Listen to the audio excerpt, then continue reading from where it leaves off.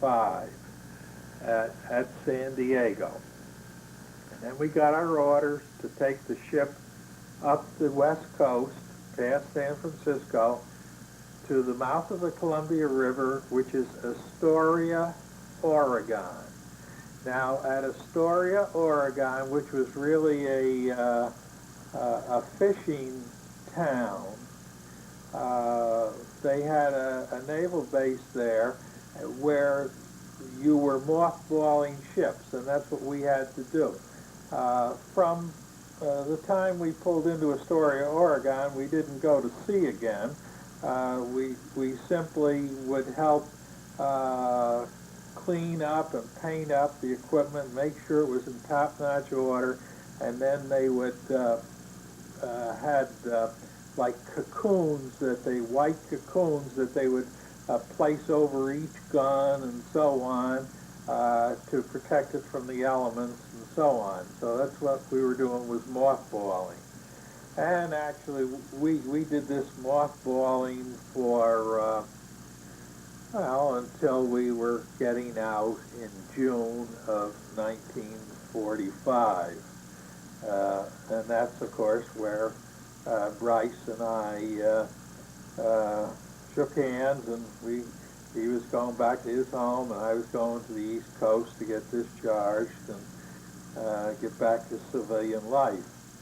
But anyway, the only other thing I can say about that was sort of memorable, the Columbia River, of course, is a marvelous river. It was at that time.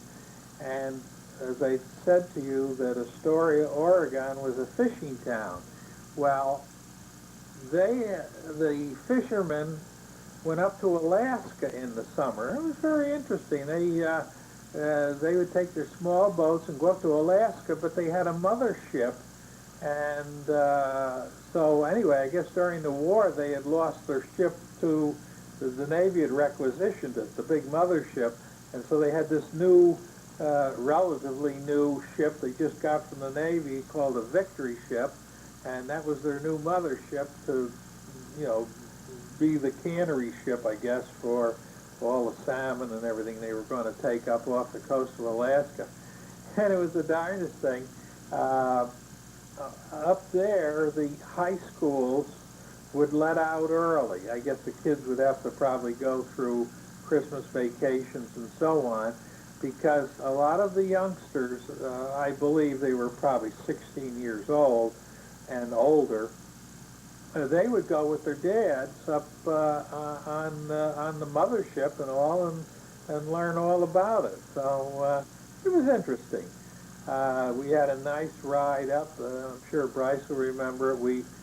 When we were getting discharged and we were done at Astoria, Oregon, we went up to Portland, Oregon, to where they assembled the troop trains, and everybody went their way. Portland was a nice city, so we enjoyed that very much. The only other thing I can remember about Astoria, Oregon, though, was I had a little problem with one of my hands, and they sent me over to the Naval Hospital for a couple of days when I was in Astoria. And at the Naval Hospital, when I was there, was the famed woman who was blind and deaf, Helen Keller. And she's pretty much a legendary figure. And Helen Keller was there to really show a lot of the sailors who were there and who had serious injuries and disabilities, that they can be overcome. And she certainly, when these men, and some of them had lost a limb and different things like that, but when they saw Helen Keller, they knew, well, hey, if she can do it, maybe I can do it. And I thought that was quite inspirational to see her. Give that grand lady a lot of credit. So anyway, that's about the end of our naval experience. I'm going to next talk in a moment about the visits of Bryce. You made two visits to my place in Troy. The first time was in 1964, and the second time was in 1968. And I want to go over them a little bit with you, so I'm just going to take a break at this time. Well, here we are again. I just want to reminisce a slight bit about what was really a lovely, two lovely visits. Back in 1964, and I'm not sure that you were the superintendent of schools out in Utah at the time, but anyway, you did have to come east by yourself to an educational conference. And I believe it was in New York City you were going, but that was only 150 miles away from Troy, where we live, and you came up, and that was in the summer of 1964. And I remember I took you to see the State University in Albany, which Governor Rockefeller had just built. And you were amazed because the State University at Albany, which is one of 5 major centers, had about 20,000 students. And of course, in the grand scale that was Nelson Rockefeller, he had the whole campus built at one time. Everything was done, everything was in the same style of architecture by, an architect by the name of Edward Durrell Stone, who became famous. His first famous building was the United States Embassy in Delhi, India. And after that, he got quite a few commissions, and of course, Rocky, nothing but the best. He built this just 20,000 student university all at once. It was done and built in a period of about 3 or 4 years and occupied. And I don't know if you'll remember that there were fountains and just really a magnificent thing. But I also remember, I tried to show you the upstate area here a little bit, which, believe it or not, is probably a lot like your climate in Utah. We have plenty of snow in the winter, have pleasant summers, and of course up here we have the Adirondack and Catskill Mountains. Everybody thinks of New York as a very crowded state.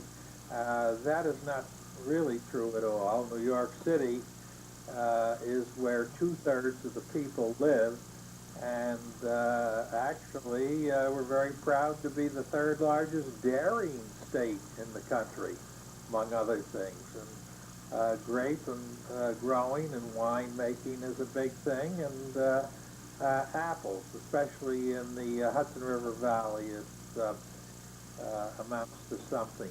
And I remember we took you up to Lake George, and we saw the big, what they call $1 million beach at Lake George, and that's the lovely lake. Not quite as nice today. I don't think it's since 1964. It's been, I'd say, probably a little overdeveloped, somewhat like Lake Tahoe would be.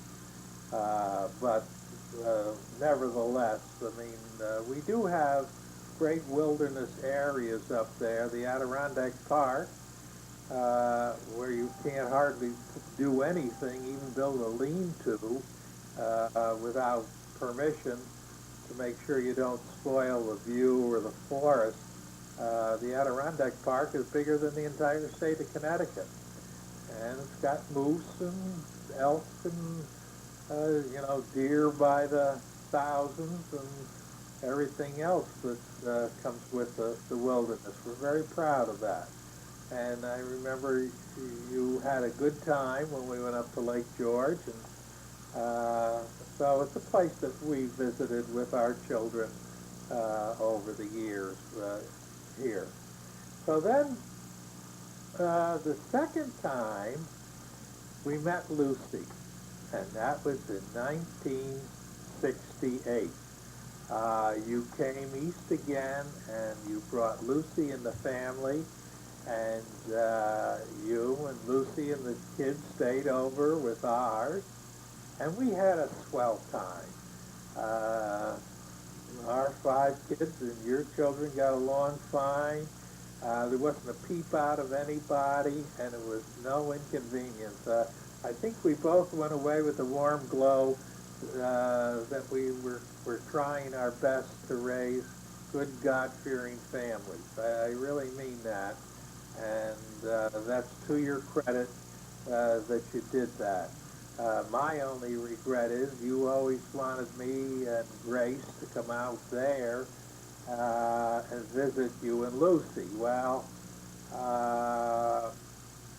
what happened was I had my own business of printing, and it was one of those things that you couldn't leave too easily. In fact, I always remember I even missed the graduation of one of my children from college because, again, I just had to put business before any family pleasure. But I think the nice part of it was that you'll be glad to know that Grace went into education. She got her master's degree while the children were growing up, and she spent 20 years in the Troy City school system teaching mainly the 4th grade, and she worked hard at it, and I'm very proud of her on that. I know